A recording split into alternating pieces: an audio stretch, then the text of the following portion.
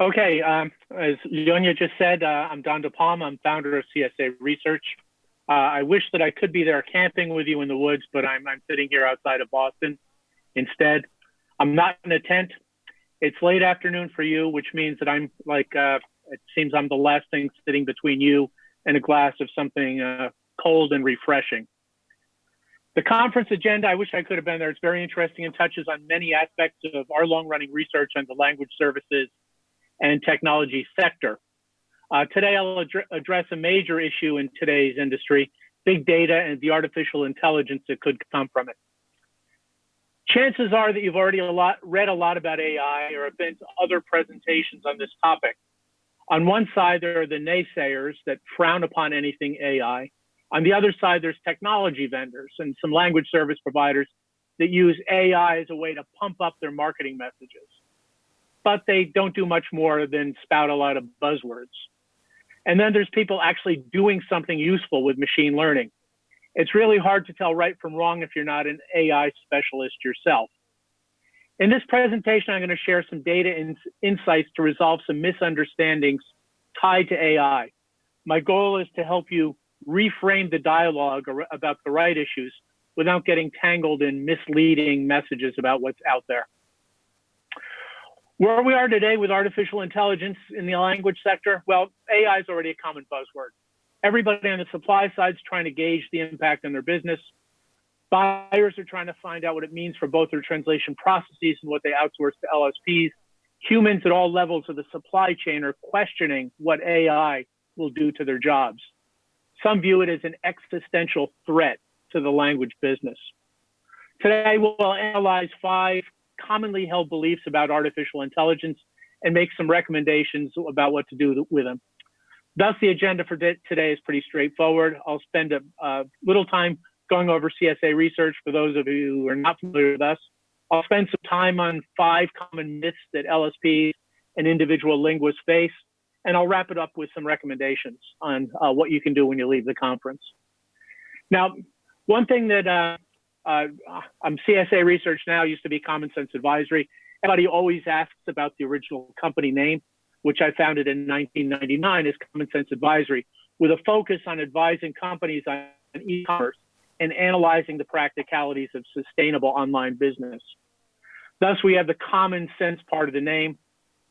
Several years later, we refocused on globalization issues, but still with that practical aspect of common sense, instead analyzing the best practices, return on investment, scalability of translation and localization. However, everybody still called us CSA. And so earlier this year, we just accepted that reality and rebranded. Today, we provide independent, objective, comprehensive primary research on global content and language services markets to LSPs, buyers, tech vendors, all the different constituencies up on this slide. When I founded CSA Research, we adopted the model of market research that I helped develop when I was at Forrester Research as a principal analyst. Thus, our research model follows that of the primary mainstream research groups like Forrester and Gartner. We've got regular research. Here's a few of the different types, 7 core research areas, including market overviews, such as our annual report, data and insights about what buyers want, research for managing, sustaining, and growing the business, and of course, insight into the services and technology. The important thing is that we're doing qualitative and quantitative research. We do primary research only, which means we only use our research that we conduct. So that's basically where we're coming from, and it's the source of the information, of the data, and the insights that I'll present in the balance of this presentation. First on our list of myths is that AI is everywhere.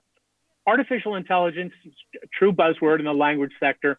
However, by calling everything that you do artificial intelligence, whether it's not or is, the term's lost a lot of meaning.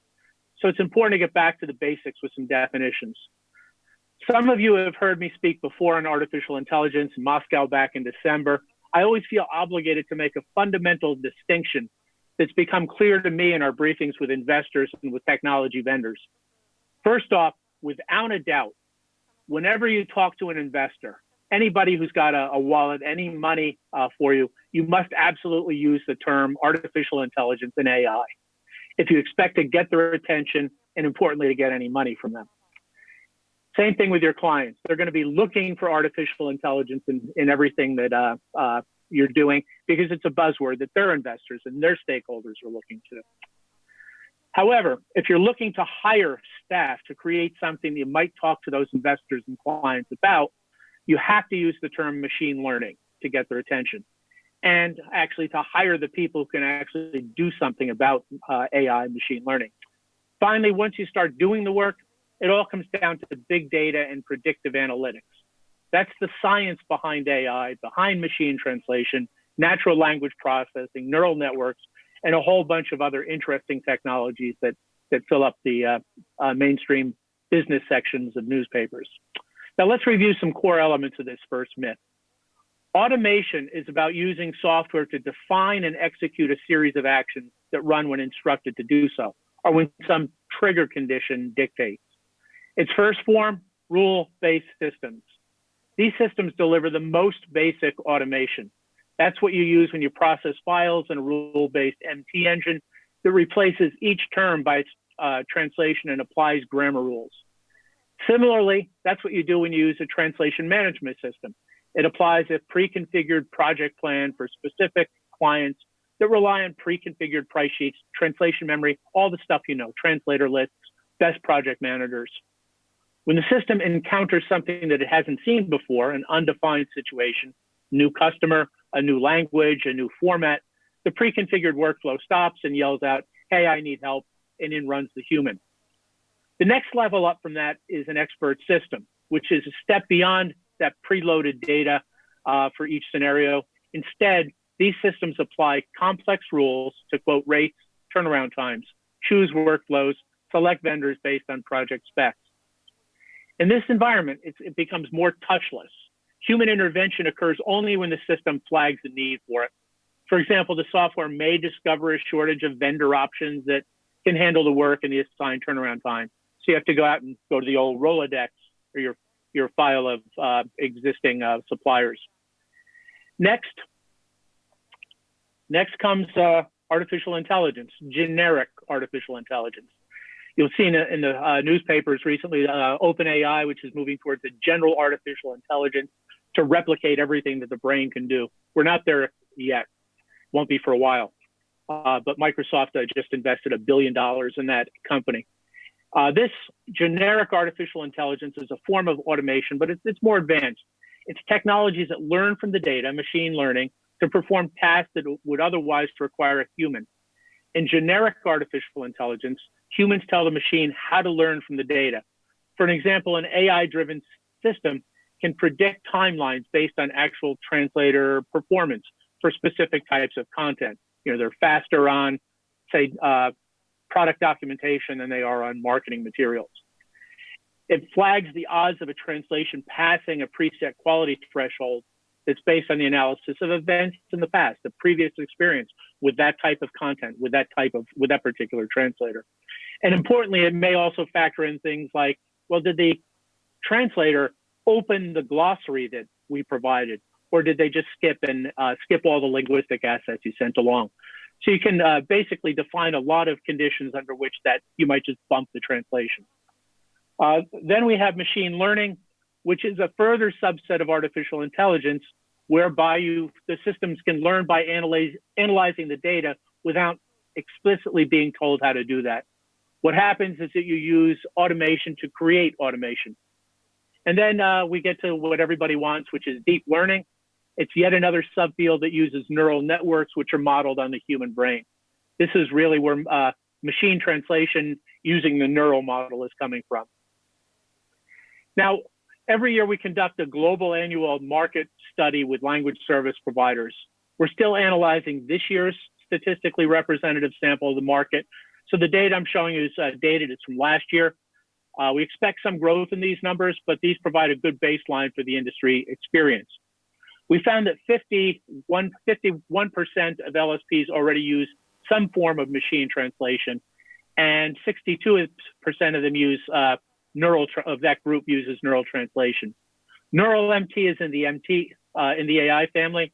It's an AI-driven form of machine translation from machine learning. While our respondents tend to be larger companies, you can still consider these numbers because because adoption rates are growing fast, and we expect these numbers to be higher this year. What's very interesting is that MT adoption rates more or less follow the natural maturity curve of LSPs. The graphic on this screen here is based on the LSP metrics, the maturity model we developed to describe how LSPs evolve over the course of 6 developmental stages. You can see that nearly all the most mature LSPs have this capability. Those that don't are actually interpreting-centric companies where machine learning doesn't help as much today as it will. Hasn't been as much research on applying these technologies to spoken language work. But that's not to say that the least mature LSPs don't use it. About a third already do. The counterpart to this data is project management automation at LSPs. A total of 80% of our survey respondents declare that they use a translation management system. However, that's not a guarantee of automation. We found an average of 52% report the capability to mostly automate projects, much less to fully automated projects who lights out project management.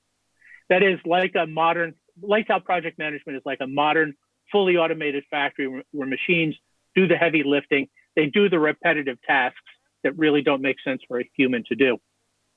For those that use some automation, we asked them what type they use. As you can see here, only 9% of that subgroup even have an AI capability. Most automation on the project management side is rules-based, and about a third comes from expert systems. Now, at CSA Research, we observed that AI use has been increasing year over year. However, it's definitely premature to say that AI is everywhere. So let's move on to our second myth. And sort of like in the show Mythbusters, it would be great if we could have some optics here blowing up pumpkins and things, but we don't have that capability in this format. In any case, because executives are confused about how to get started, they often think they need a lot of data. And despite AI's automation potential, it doesn't really work without humans sitting behind the scenes. Let's dig a little bit deeper to see what I mean. Here. When people talk about machine learning, it's easy to get the impression that the systems are able to learn everything on their own. That's what we get from the really high-end sci-fi films where the machines take over. But clearly that's not the case. And it's true whether we're talking about supervised or unsupervised AI. Supervised AI systems are those where there's a human in the loop, constantly providing feedback to the system. We have unsupervised systems where humans just check the outcomes instead of every single action. They do smoke testing, yet they remain very much involved. Experienced data scientists are required at every step of the way. First, they need to frame the problem, to frame the issue that the automation is supposed to address. Choosing tasks that artificial intelligence can effectively address is not as easy as it seems. It's much better to start with independent tasks that have a clear beginning and end, that don't rely on many different steps. Next, these data scientists need to prepare the data. This means determining which data sets contain good data, useful, insightful data. After all, if you're trying to train an MT engine, you clearly don't want to feed it bad translations. You also need to cleanse the data to standardize data structures across data sets. Remove confidential information, remove potential bias. You also need to add meaningful labels to each data column. That's an area where even the largest companies struggle at a fundamental level. And finally, humans are needed to continually update the system. Training an AI system is not once and done. You need to regularly add new data to upgrade the system without new knowledge on how to use that data. What this means is you'll need to hire some AI experts. They're expensive, so many of you will struggle to budget for their high salaries or to retain them as they become a hot commodity. Established companies and well-funded startups will consume a lot of them. So what you need to invest in as you move forward, you'll need to acquire tools for research and the server access to run them.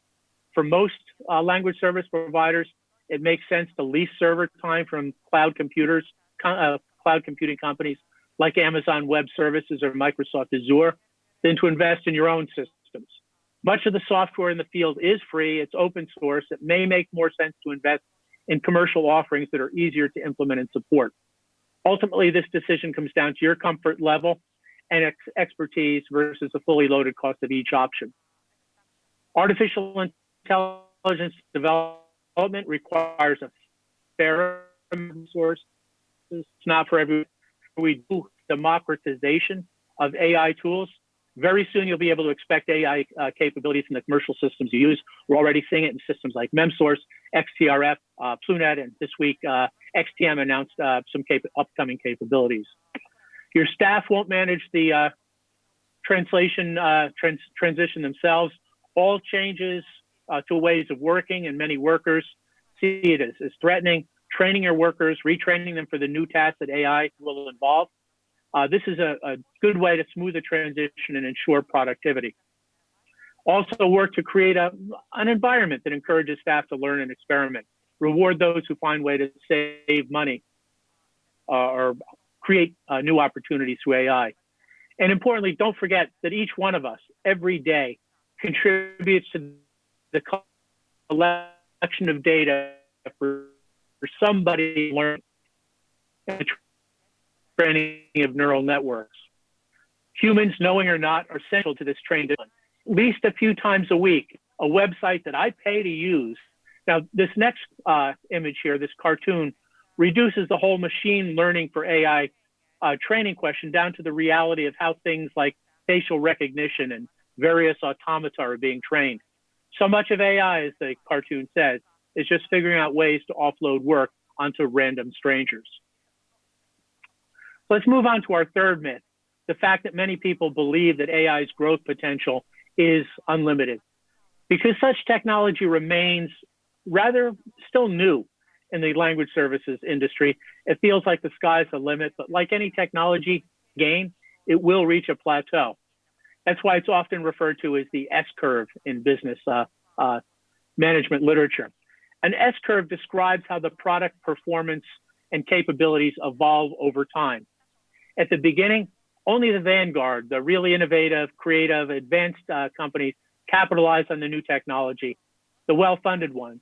Progress is slow because they have to figure out how to best use it.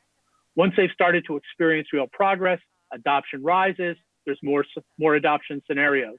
It causes a rapid increase in gains for a period of time, but it's followed by a tapering or a leveling off. Every technology eventually plateaus once people have a better understanding of where you can apply it and where you can't.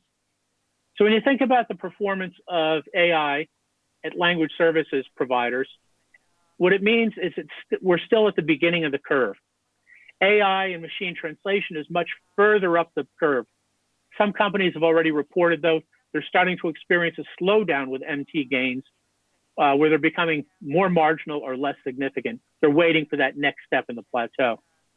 So that's what happens when you reach a plateau. At some point, though, new technology comes around that does something better than the previous one. AI is shaping up. It seems to be the ultimate solution. There will be more in the future. Imagine what could be achieved when you get to that point. AI systems, for example, could take context across sentences into account when doing the translation. Another factor is quantum computing, an advance that could change a lot of the practices once it becomes widely available at an affordable price point. But rather than focusing on where exactly each AI application is on the S-curve, what's important is to understand the potential of AI for the LSP business in general. First and foremost, AI is ever more present on the language production front with machine translation. We're seeing it pop up in machine interpreting applications as well. Then we expect to see tremendous benefits from automation on the project management side, regardless of the type of automation, whether it's rule-based or true AI, that advanced machine deep learning. More and more people will eventually be pushed through fully automated workflows from job intake to delivery. In those cases, project managers keep an eye on the system and step when the system encounters an issue. It remains important. You have to supervise such systems because the systems are only as good as the rules, only as good as the data, only as good as the training. What we see now is more AI activity now in the language management and cleaning up of language assets because they're distinct tasks that aren't part of translation jobs. but more background activities. Examples include identifying problems with segments and translation memory, even eliminating translation memory, extracting terminology and flagging non-translatable content. Finally, we see great potential for AI on the business management side. Sales and marketing automation companies are investing heavily in AI for lead generation, for client service, and LSPs are doing it as well. They're adopting solutions that benefit from built-in automation in the Salesforce tools and in the translation management tools they're using. We also see efforts on the human management side from generic hiring and knowledge management solutions that provide industry-specific capabilities for vendor testing, for example. Eventually, it will also be natural for LSPs to leverage the power of AI and business analytics to help make business decisions.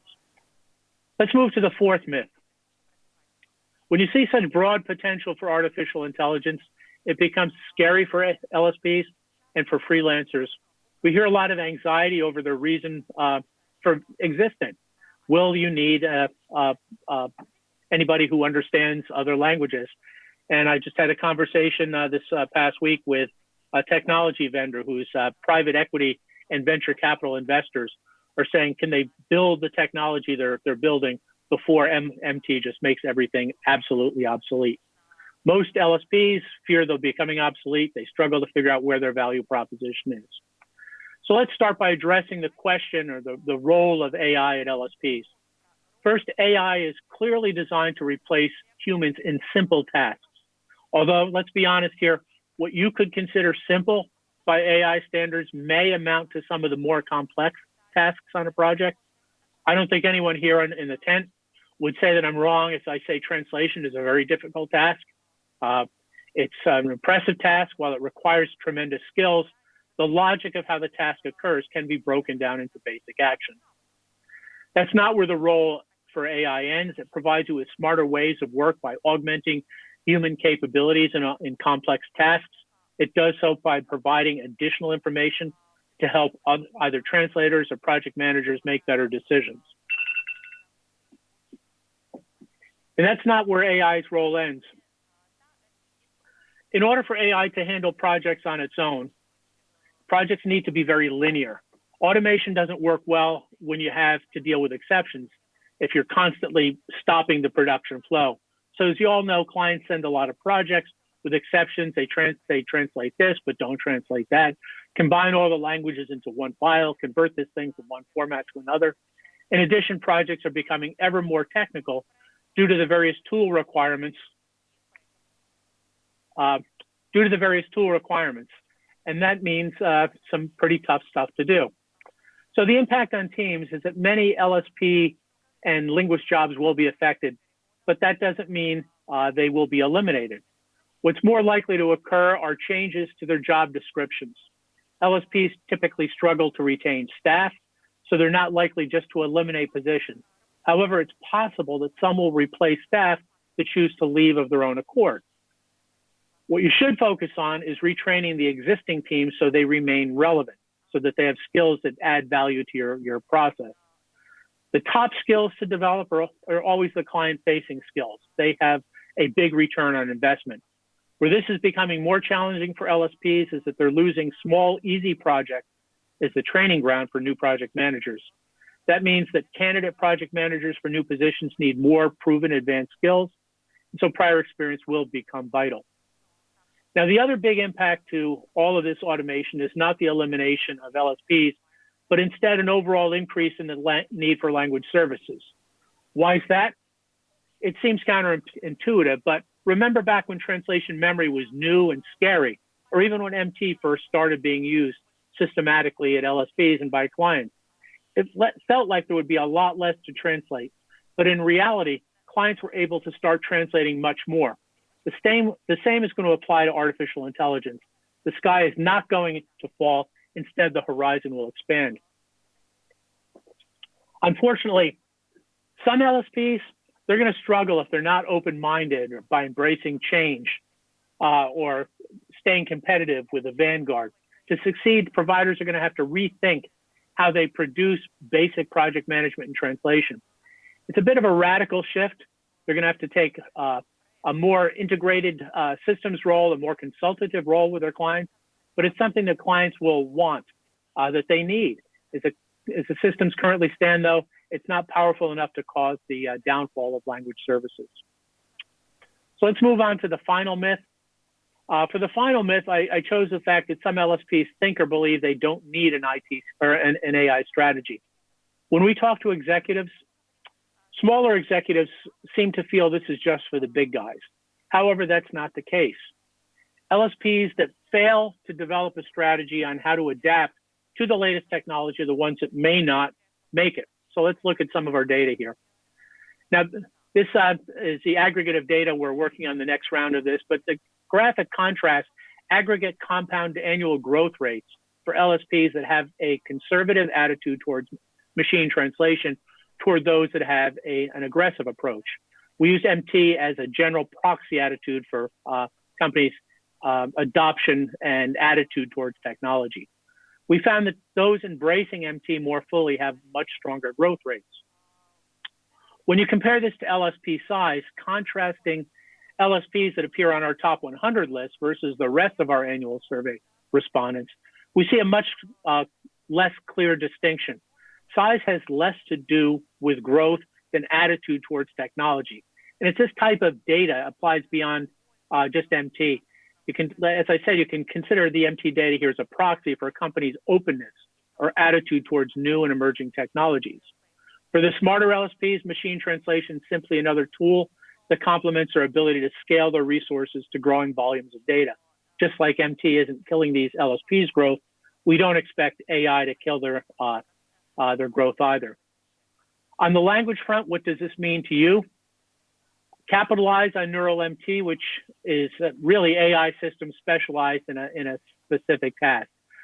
These systems have made great strides, and one way or another, you're going to need to embrace it as a technology that complements your other investments in automation of translation. On the project management front, leverage automation in the solutions you use. Most LSPs use industry-specific solutions, whether they're commercial solutions like PluNet or XTRF. We're expecting a democratization of AI thanks to the commercial platforms that will enable even the smaller providers to have access to more advanced automation technology. Finally, we've got the business management front. Other industries are working on solutions that you can leverage in your own business. Reconsider the tools that you use to make sure you benefit from those applications. So if there's AI showing up that's just part of the package, click wizard, move this button, pull in some data, and everything is working. That's something you should definitely take advantage of. Now, in terms of what your investment should be, we have regular meetings with the world's largest providers and mid-sized providers on the market. We see the largest LSPs investing and planning on investing in AI and heavy doses of machine and deep learning. Consider what everyone's doing. The largest competitors are investing, or companies are investing. Sometimes companies are buying full companies just for the talent. They've got the cash flow to do that. Any company that's above 50 million in revenue, in turnover, is certainly investing. For smaller providers, several million in revenue, even ones that we've seen with less than $1 million in revenue. This technology tends to be more disruptive, but again, the tools are becoming more democratized and more available. So the amount that you should invest will vary by company. What's important is not to focus on AI only, but on automation in general. It's fine for the smaller providers without deep pockets to use off-the-shelf Neural MT systems to get more experience with rules-based TMS automation. There's a lot of value in those, and they remove unnecessary touch points and waste in your systems. And as we say on this slide, at a minimum, executives should be able to talk intelligently about AI to their customers and prospects. I always say you should have a good answer when asked what you're doing with AI. To say we will use the years of data, the deep insight we have into how systems work that we've amassed so that we can train our systems to be smarter. So to finish up with some recommendations, first and foremost, stay on top of developments. Understand what they mean, especially what they can mean for your business. Things change very fast. So you can't just take the pulse of innovation just a couple of times a year. Put someone in charge of AI advances. Read the research. For a smaller LSP, that may be an executive who monitors the topic. But for larger ones, you'll want to hire a data scientist who can help you leverage your data. And to be quite frank, everything from the daily local newspapers to international magazines every week have something about AI. Next, start using NeuralMT if you don't already. Keep refining your approach if you do. LSPs overall are struggling on how to deploy it successfully and profitably. There's a lot more you can do regardless of your current stage of development. Another big to-do item on your list is to simplify processes. You have to remove the complexity that prevents automation. It's difficult because you have to challenge old paradigms on how you've operated your business for years. For example, why do you pad deadlines? Figure out different ways to address the problems that led to the development of that paradigm in the first place. That simplification will make it easier to implement rule-based systems. As I mentioned earlier, all the talk is about AI, but it's okay to start with rule-based automation. I also mentioned a fair amount of activity with language asset cleanup. Be diligent about what you're doing with progress, adding capabilities to your operation. Your tools might not integrate today into the process, but that's how things always happen.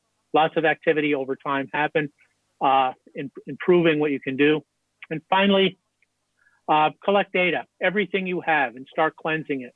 This data will become vital once you start training engines and project management automata so that they can draw their own rules from the data. Without these large amounts of data, it's going to be tough to train artificial intelligence.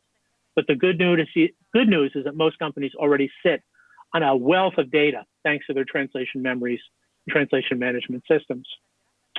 So that's the end of recommendations. Here's a list of the primary research, surveys, and interviews that underlie this presentation.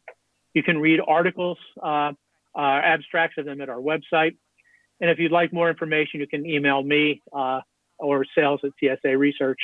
Thus, I'm finished the presentation at hand here. And if you have any questions, I'd be happy to answer them.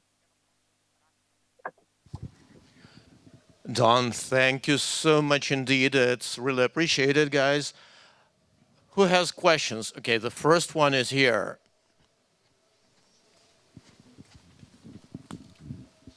Hi.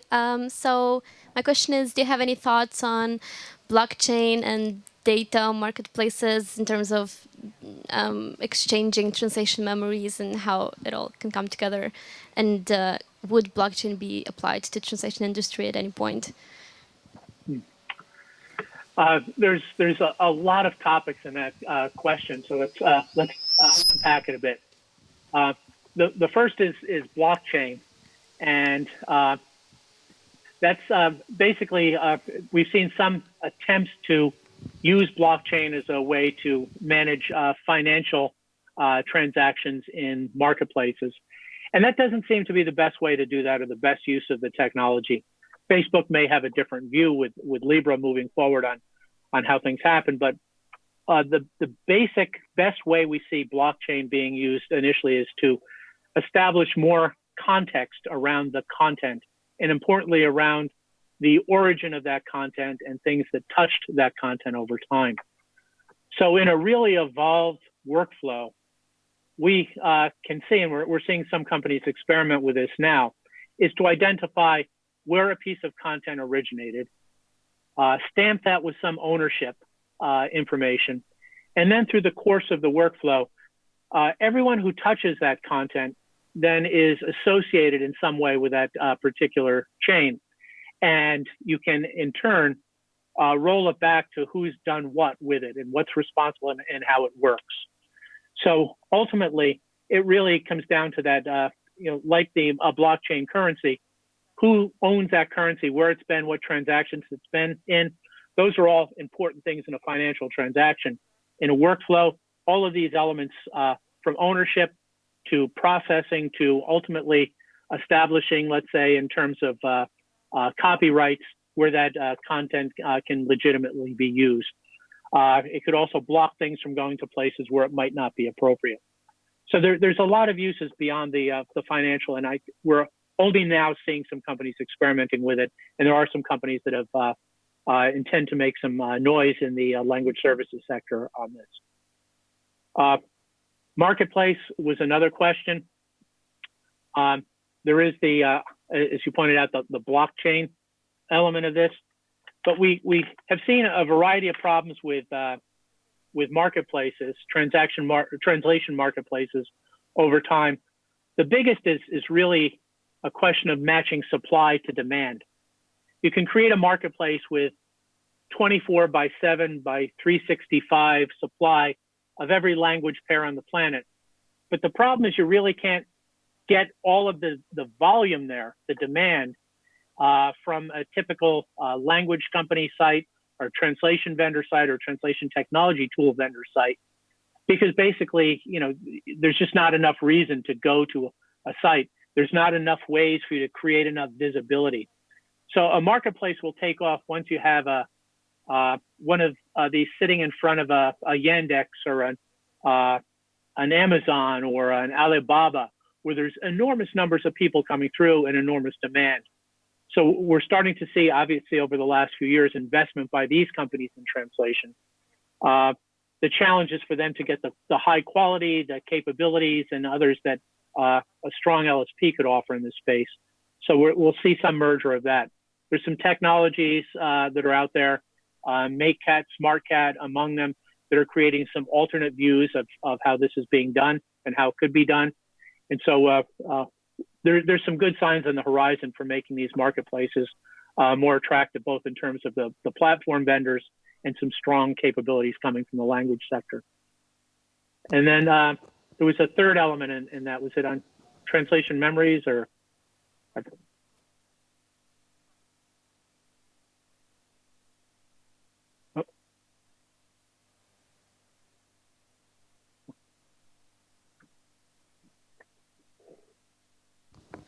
Just a moment. Okay. Yes, I meant like exchanging translation memories in the marketplace. So translation memory can be training data for some neural network. So it was kind of a part of that whole question. Yeah. Okay. Yeah, this gets to a variety of technical and legal usage issues as well. So blockchain certainly would help in the exchange of translation memories. Boy, it looks comfortable there. I like the beanbags.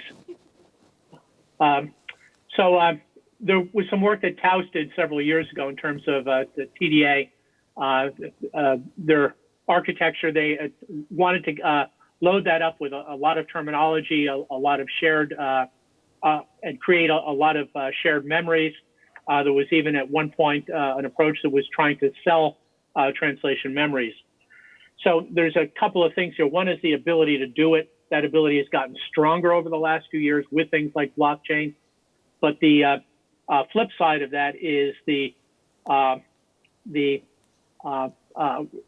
attitude that a company might have to sharing its translation memory. There had been some reluctance in the past for this to happen. I think there were only a couple of companies. General Motors might have been one of them that decided to license its translation memories. But the problem with those is ultimately it comes down to, in the research that was done, is that adding some of these memories increased in some cases just a minimal amount of the leverage that you got out of the TMs. So I recall some of the analysis that was done in some universities a few years back that showed just it really wasn't worth the data cleansing issues, as well as having to deal with the intellectual property rights ownership.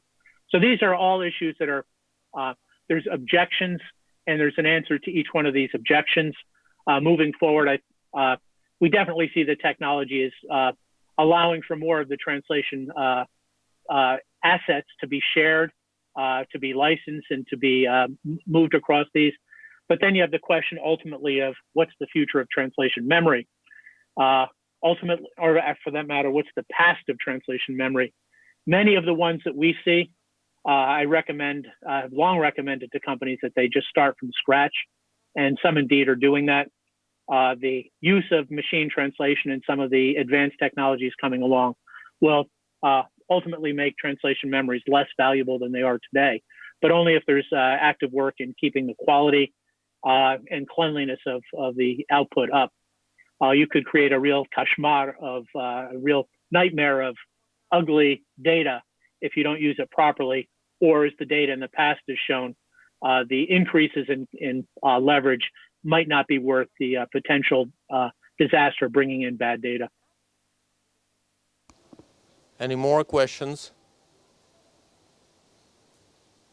Okay, while you're thinking, I'll play the role of the devil's advocate.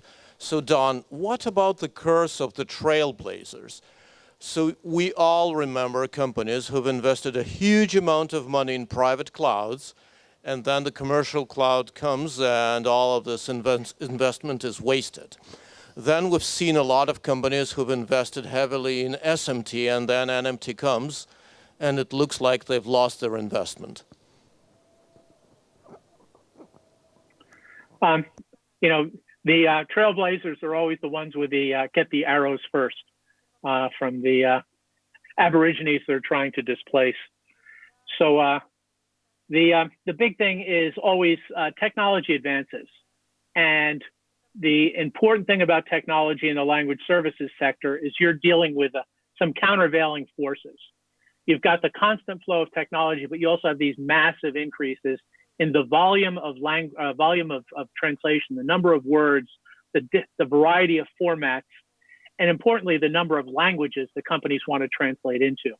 And there's no way you're ever going to make those volume, or you're never going to meet that demand unless you have technology that allows you to scale. So we're going through these step functions of technology.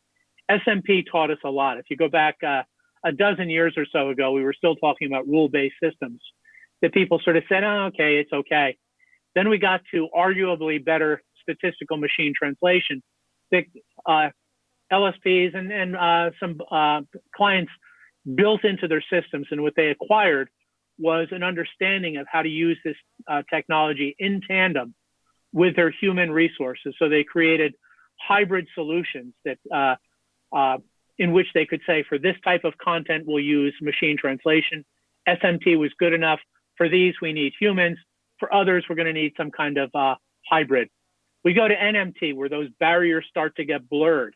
And so the companies that had invested early in statistical machine translation already have a notion about how they can incorporate machine translation into their workflows. They know the kinds of content that are best, that respond best to machine translation. And so they can take advantage of it. Their investment is, you look at the traditional data, or rather investment points for enterprises on the corporate side.